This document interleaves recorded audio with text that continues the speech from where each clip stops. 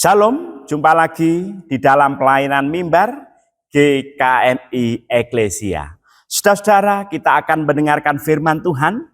Saya percaya firman Tuhan hari ini akan berbicara banyak dan memberkati saudara-saudara sekalian.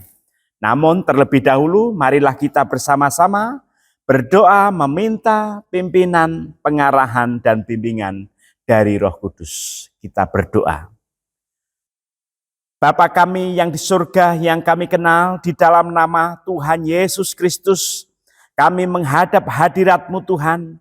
Hari ini kami bersyukur karena Tuhan berkenan bersabda kepada kami. Karena kami percaya ya Tuhan, firman-Mu itu bukan sekedar tulisan yang terdiri dari kalimat dan huruf yang mati. Tetapi firman-Mu itu adalah hidup, mempunyai kuasa. Dan kuasanya itu dahsyat untuk mengubahkan kehidupan kami. Untuk memberikan kekuatan, penghiburan, bahkan berkat-berkat dan sukacita. Dan kami percaya setiap kami mendengarkan firman-Mu itu adalah momen yang terbaik. Di mana Tuhan akan menjadikan kami menjadi orang-orang yang berbahagia. Manakala kami mendengarkan firman Tuhan. Terima kasih ya Tuhan, jadikanlah kami menjadi orang-orang yang melakukan firman-Mu, menghidupi firman-Mu, mengagumi firman-Mu, dan kami benar-benar bisa mewujudkan firman Tuhan ini secara konkret di dalam kehidupan kami. Terima kasih Tuhan, dengarlah doa kami, kepadamu saja Tuhan Yesus Kristus, firman yang sudah menjadi manusia, kami naikkan dan mohonkan doa ini. Amin. Saudara-saudara yang dikasihi Tuhan, firman Tuhan pada hari ini saya berikan tema periksa kesehatan rohani. Periksa kesehatan rohani. Atau lebih gampangnya itu spiritual check up. Begitu saudara-saudara. Firman Tuhan terambil dari surat Yakobus pasal 1 ayat 19 sampai 27. Surat Yakobus pasal 1 ayat 19 sampai 27, demikian firman Tuhan. Pendengar atau pelaku firman, saudara-saudaraku yang terkasih, ingatlah hal ini. Setiap orang hendaklah cepat untuk mendengar, tetapi lambat untuk berkata-kata dan juga lambat untuk marah. Sebab kemarahan manusia tidak mengerjakan kebenaran di hadapan Allah. Sebab itu buanglah segala sesuatu yang kotor dan kejahatan yang begitu banyak itu, dan terimalah dengan lemah lembut firman yang tertanam di dalam hatimu, yang berkuasa menyelamatkan jiwamu. Hendaklah kamu menjadi pelaku firman dan bukan hanya pendengar saja. Sebab jika tidak demikian, kamu menipu diri sendiri. Sebab jika seorang hanya mendengar firman saja dan tidak melakukannya, ia seumpama seorang yang sedang memandang mukanya yang sebenarnya di depan cermin. Ia memandang dirinya lalu pergi dan segera lupa bagaimana rupanya. Namun siapa yang meneliti hukum yang sempurna, hukum yang memerdekakan orang dan bertekun di dalamnya, bukan hanya mendengar lalu melupakannya, tetapi sungguh-sungguh melakukannya, ia akan berbahagia oleh perbuatannya. Jikalau seorang menganggap dirinya beribadah tetapi tidak mengekang lidahnya, ia menipu dirinya sendiri, maka sia-sialah ibadahnya. Ibadah yang murni dan tidak bercacat di hadapan Allah Bapa kita ialah mengunjungi yatim piatu dan janda-janda dalam kesusahan mereka dan menjaga supaya diri sendiri tidak dicemarkan oleh dunia. Saudara-saudara, sampai sedemikian jauh pembacaan firman Tuhan. Yang berbahagia ialah kita yang membaca, mendengarkan, merenungkan, terlebih lagi melakukan firman Tuhan di dalam kehidupan kita setiap hari. Haleluya untuk firman Tuhan. Saudara-saudara, periksa kesehatan rohani. Banyak orang terlalu sibuk untuk memeriksa kondisi jasmaninya. Tetapi banyak orang juga yang tidak cepat-cepat memeriksa kondisi kesehatannya. Sehingga ketika periksa kondisi kesehatannya ternyata sudah parah, penyakitnya sudah komplikasi, dan ya bertumpuk-tumpuk masalah yang ada di dalam tubuhnya. Banyak orang secara rutin gitu ya, reguler mengecek kesehatan jasmaninya. Sekarang juga ada namanya kesehatan mental, itu juga perlu dicek. Tetapi hari ini kita yang lebih mendasar lagi itu adalah memeriksa kesehatan rohani. Ini sangat jarang dan tampaknya sangat sulit terdeteksi. Kecuali orang itu mempunyai kesadaran yang benar tentang bagaimana memeriksa, mendiagnosa kesehatan rohaninya. Dan saat orang itu memeriksa kesehatan rohani, ini tidak bisa tidak harus menyertakan iman kepada Yesus Kristus. Iman kepada Yesus Kristus yang wujud konkretnya itu adalah untuk mengasihi sesama. Saudara-saudara, penting di tengah zaman yang penuh dengan kebingungan hari ini, di mana masyarakat itu atau orang-orang percaya mereka punya cara tersendiri, mereka punya cara yang kaku untuk mengenal Tuhan. Cara-cara itu yang membuat mereka itu seakan-akan inilah satu-satunya cara untuk mengenal Tuhan. Sehingga mereka itu justru melenceng dari iman Kristen. Nah, orang-orang yang diserbu atau ditimpa dengan berbagai macam pertanyaan yang membuat imannya itu goyah dan dia itu mulai ragu. Nah, inilah pentingnya seseorang itu melakukan spiritual check up, periksa kesehatan rohani. Seperti yang baru-baru ini, saudara-saudara, sekarang nggak terlalu viral karena argumentasinya lemah begitu ya. Sudah di-counter oleh berbagai macam teolog-teolog Kristen begitu. Ada seorang tokoh ya, lebih tepatnya YouTuber gitu saudara-saudara ya. Tapi depannya itu ada PS gitu, pastor. Nah, tapi ternyata bukan pastor juga begitu saudara-saudara.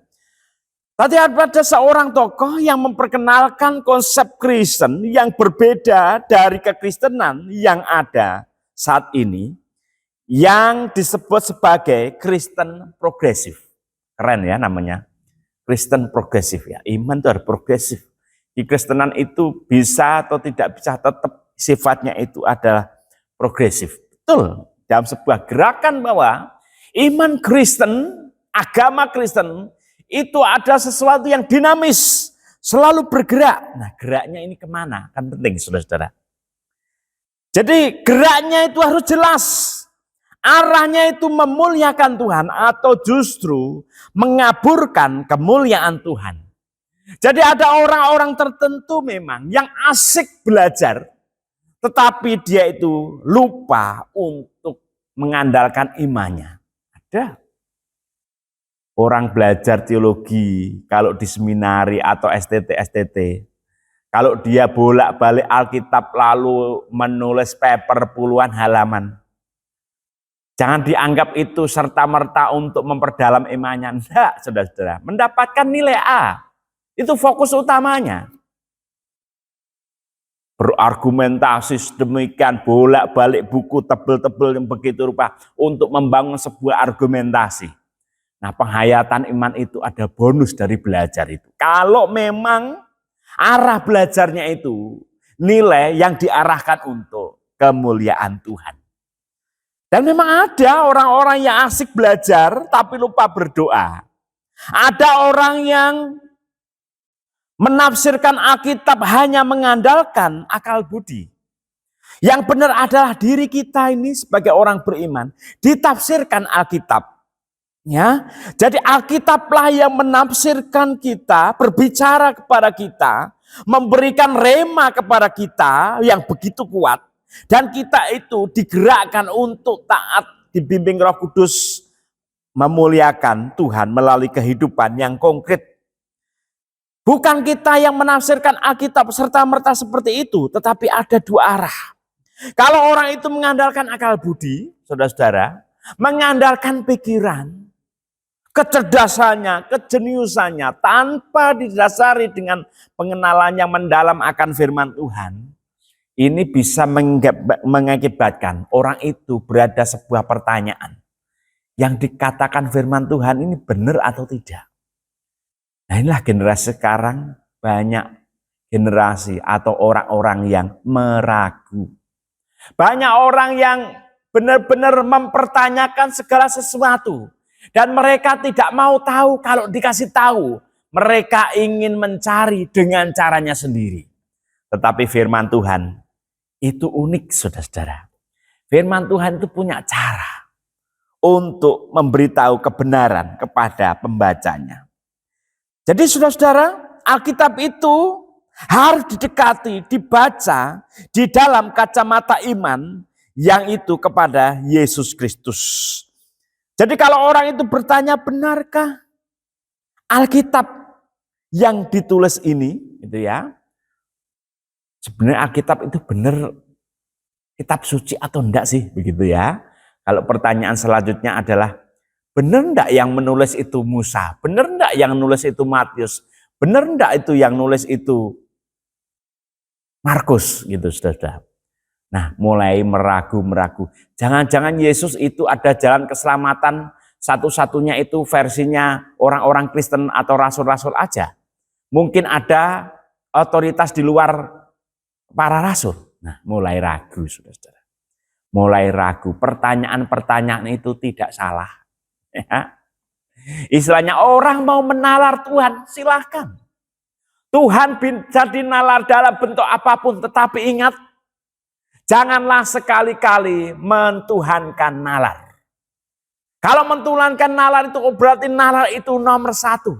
Kalau karya Tuhan, keajaiban Tuhan, keberadaan Tuhan, eksistensi Tuhan tidak bisa dinalar, tidak masuk logika, tidak habis pikir, maka dikatakan nonsens. Nah, itu sudah keliru, saudara-saudara. Mungkin inilah yang mendasari sebuah bangunan Kristen progresif itu. Dia meragukan. Mungkin dia membaca, iya. Tetapi ingat, iman itu harus disaksikan. Iman yang konkret itu tidak sekedar dipelajari, ditulis, direnungkan baik-baik. Tetapi ada satu sisi yang tidak boleh lepas dari iman, yaitu adalah perbuatan. Nah, di sini Yakobus itu, saudara-saudara, memberikan suratnya kepada orang-orang Israel. Orang-orang Israel diaspora gitu ya. Mereka yang berada di dalam perantauan dikatakan 12 suku gitu ya. Berarti kan ada 12 suku Israel yang masih ada. Tetapi ini sebenarnya simbol begitu ya. Ditujukan kepada semua segenap orang-orang Yahudi, siapapun mereka yang berada di perantauan, dan mereka itu percaya kepada Yesus Kristus. Salah satu problemnya orang Yahudi, mereka itu menang action. Mereka dalam tindakan-tindakan iman, melakukan kasih itu mereka menang, saudara. Tetapi imannya itu gak benar. Itulah orang Yahudi. Mereka melakukan amal, bersedekah, membaca Taurat, menekuni Taurat dengan begitu rupa, menjalankan hukum Taurat sampai sempurna. Tetapi imannya itu tidak ditujukan kepada Yesus Kristus. Sama saja salah. Sebaliknya kalau kita itu punya iman kepada Yesus Kristus, yang mendasari seluruh kehidupan kita itu adalah Yesus Kristus secara iman. Tetapi kalau di dalam keseharian kita tidak bersedekah, tidak berkemurahan, tidak melakukan apa yang baik, tidak mengasihi sesama, atau justru kita itu memusuhi, membenci, ya, membuli, merendahkan saudara-saudara atau orang lain. Nah, ini juga salah. Yakobus ingin mendudukkan sebuah iman yang benar, itu bicara tentang sebuah pemikiran, keyakinan dibarengi dengan tindakan. Orang Yahudi sudah punya imannya kepada Yesus Kristus. Mereka yang sudah percaya kepada Yesus, mereka sudah benar.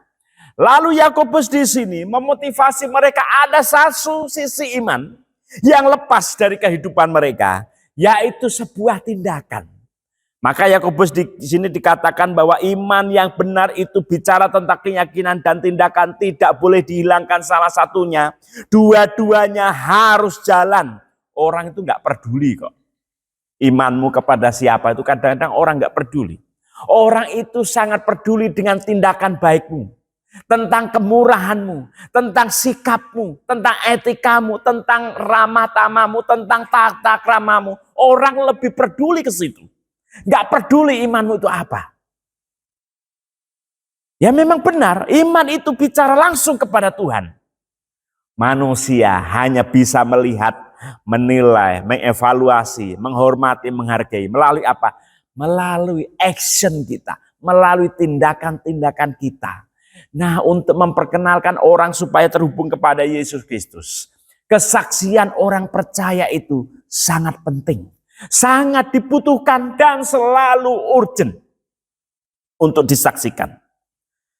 Maka di sini Rasul Yakobus memberikan sebuah perumpamaan kalau orang itu punya iman tapi perbuatannya itu nol, imannya kuat, perbuatannya lemah, maka dikatakan orang yang sekedar bercermin. Bercermin, sisiran, mencari apa yang salah di wajahnya, menata, merias diri secantik, seganteng mungkin. Tetapi setelah dia lepas dari kaca itu, maksudnya dia beralih dari cermin itu, maka dia sudah lupa mukanya seperti apa, saudara-saudara. Ini sama orang yang mendengarkan firman Tuhan, membaca firman Tuhan, punya iman kepada Tuhan Yesus, tetapi tidak melakukan sebuah tindakan kasih kepada sesamanya.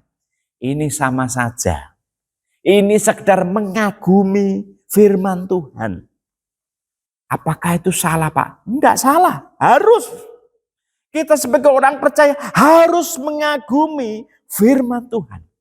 Tetapi Yakobus memotivasi kita, ayo kita melangkah lagi kepada sebuah tindakan yang konkret, mendarat, membumi, bisa dirasakan, bisa dikecap oleh orang-orang di sekitar kita. Yaitu apa? Kita melakukan iman itu di dalam bentuk tindakan. Tindakan yang konkret itulah yang disaksikan orang. Dan tindakan yang konkret itulah yang akan menjustifikasi atau menegaskan siapa jati diri kita. Bukankah Tuhan Yesus bicara bahwa dari buahnya lah engkau tahu, ya, seseorang itu hidupnya bagaimana, iman percayanya itu bagaimana, melalui buah, saudara-saudara. Akar itu nggak kelihatan, yang kelihatan itu buahnya. Akar itu nggak bisa dikecap, nggak bisa dipegang. Yang bisa dikecap, dipegang apa? Buahnya. Tetapi buah tidak bisa lepas dari akar itu, saudara. Inilah ketersalingan, keterkaitan, keterikatan antara iman dan perbuatan di sini. Saudara-saudara, tampaknya Rasul Yakobus ini melihat begitu banyak masalah-masalah yang terjadi di lingkungan orang-orang perantauan Yahudi pada waktu itu. Kemungkinan ya saudara-saudara, dalam pemahaman saya orang-orang Yahudi itu mungkin di antara komunitas mereka itu mungkin saling membantu. Tetapi di luar komunitas mereka, saudara-saudara, mereka itu tampaknya abai. Mereka tampaknya itu cuek. Dalam istilah gereja hari ini, mungkin orang Kristen di antara orang Kristen itu saling membantu, saudara-saudara. Saling menguatkan, sedikit-sedikit mereka bergerak membantu. Tetapi ketika keluar dari gereja itu, tampaknya kesaksian orang Kristen ini redup. Jadi kalau ada orang yang berkekurangan atau orang yang ada diminta tolong itu mungkin dilihat kalungnya itu ada salibnya atau enggak. Kalau ada salibnya baru tolong, oh itu saudara seiman.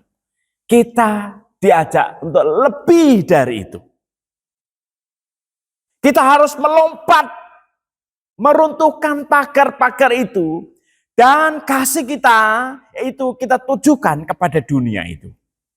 Komunitas Yahudi pada waktu itu memang adalah orang-orang yang tertindas, saudara-saudara. Jadi kalau bicara tentang orang Yahudi ya, mereka itu memang orang yang pinter, diberkati Tuhan, begitu luar biasa. Mereka juga menemukan berbagai macam penemuan-penemuan yang luar biasa. Mereka juga orang-orang yang kaya. Tetapi dari dulu sampai hari ini, Orang-orang Yahudi itu adalah orang-orang yang dibenci. Hari ini antisemitisme, anti orang-orang Yahudi, tidak sekedar di daerah Timur Tengah sana. Di Amerika, kampus-kampus top dunia. Di Amerika, di kampus-kampus yang adalah kaum intelektual itu, lagu-lagu antisemitisme itu dinyanyikan oleh mahasiswanya. Dan kampus itu tidak bisa apa-apa, saudara-saudara. Nah, oleh karena itu dengan kondisi seperti itu, orang-orang Yahudi ini lebih nyaman koneksi satu dengan yang lain dengan sesama orang Yahudi. Sampai hari ini masih ada, saudara, aplikasi-aplikasi khusus yang untuk orang Yahudi, ya. Aplikasi kencan khusus untuk pria dan wanita Yahudi ada juga, saudara-saudara. Semuanya ada. Jadi mereka itu suka dengan komunitas homogen. Dengan komunitas yang sama itu, saudara-saudara, mereka itu dimotivasi oleh Rasul Yakobus supaya iman mereka itu benar-benar dipancarkan kepada mereka. Ya, mereka harus benar-benar melakukan firman Tuhan itu dengan konkret. Jangan meragukan kebaikan Tuhan. Jangan pernah meragukan otoritas Tuhan. Di sini kalau orang-orang Kristen progresif itu dia itu bisa loh meragukan otoritas Rasul Yakobus tuh, ya. Yakobus benar enggak dia ngomong seperti itu? Tapi hari ini kita diingatkan, kadang kita di hadapan Tuhan itu acap kali kita hanya bisa bilang amin. Tidak perlu bertanya ini itu. Tetapi ada kalanya memang kita bertanya, berdiskusi. Tetapi di hadapan firman Tuhan, sikap yang benar itu adalah amin. Seperti itulah yang dilakukan oleh orang-orang ketika mereka membaca surat Rasul Yakobus itu. Mereka benar-benar mengaminkan apa yang ditulis oleh Rasul Yakobus. Dan mereka benar-benar punya kerinduan besar, diharapkan seperti itu. Mereka bisa melakukan tindakan-tindakan kasih yang nyata kepada orang-orang lain. Saudara-saudara, makanya kalau orang itu punya iman, sekali-sekali dia check up kesehatan rohani. Kalau dia memang punya iman sudah tangguh tetapi kesaksiannya jelek, kesaksiannya tidak baik, atau dia hidupnya tidak punya kesaksian, nah, orang seperti itu perlu untuk periksa kesehatan rohani. Di sini Rasul Yakobus memberikan beberapa contoh-contoh yang nyata gitu ya. Detail termasuk di dalam kehidupan orang-orang yang ada di perantauan itu. Jadi dikatakan ayat 26, jika seorang menganggap dirinya beribadah, tetapi tidak mengekang lidahnya, ia menipu dirinya sendiri. Saudara, ini penting. Baru selesai ibadah, keluar dari gereja, tersulut emosi, lalu nyeplos omongan yang kosong, omongan yang tidak berkenan di hadapan Tuhan, tidak bisa mengekang lidahnya, ya, maka sia-sialah ibadahnya. Sia-sia, saudara-saudara. Ibadah yang murni dan tidak bercacat di hadapan Allah Bapa kita ialah mengunjungi yatim piatu dan janda-janda dalam kesusahan mereka dan menjaga supaya diri sendiri tidak dicemari oleh dunia. Jadi satu sisi kita itu memberikan kesaksian dunia, tetapi satu sisi kita juga harus benar-benar menjaga diri kita sendiri supaya kita tidak dirasui oleh roh dunia yang membuat iman kita itu jatuh di dalam dosa.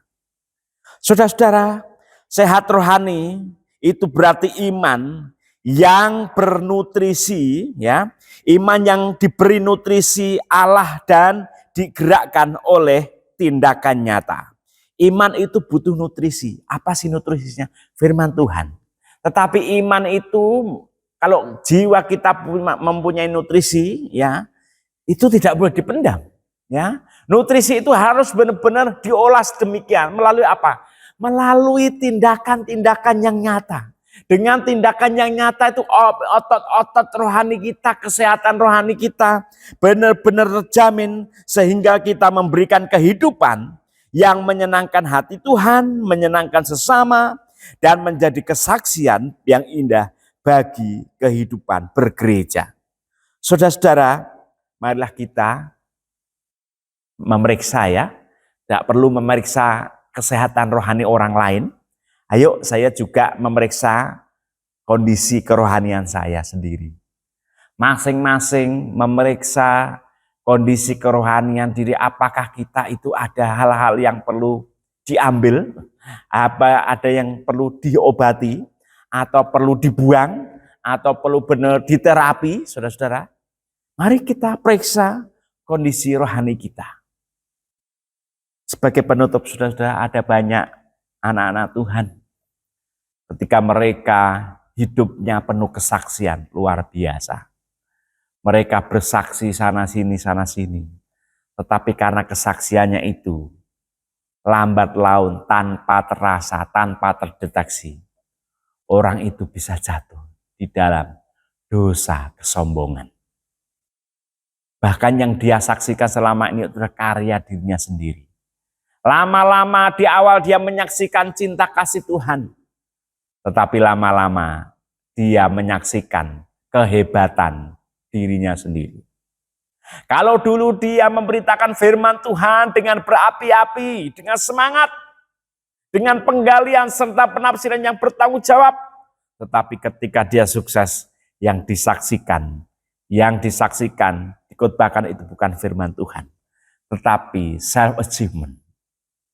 Pencapaian diri sendiri, kemampuannya, prestasinya ini itu, dia berkhotbah sana sini, melampaui 37 negara. Saudara-saudara, firman Tuhannya cuma 10 kalimat, tetapi kesaksian dirinya itu sampai terakhir. Hati-hati, bukannya menghakimi, itu perlu periksa kesehatan rohani. Selain kita periksa kesehatan jasmani, mari kita di hadapan Tuhan memohon Tuhan untuk memeriksa kondisi kerohanian kita. Amin.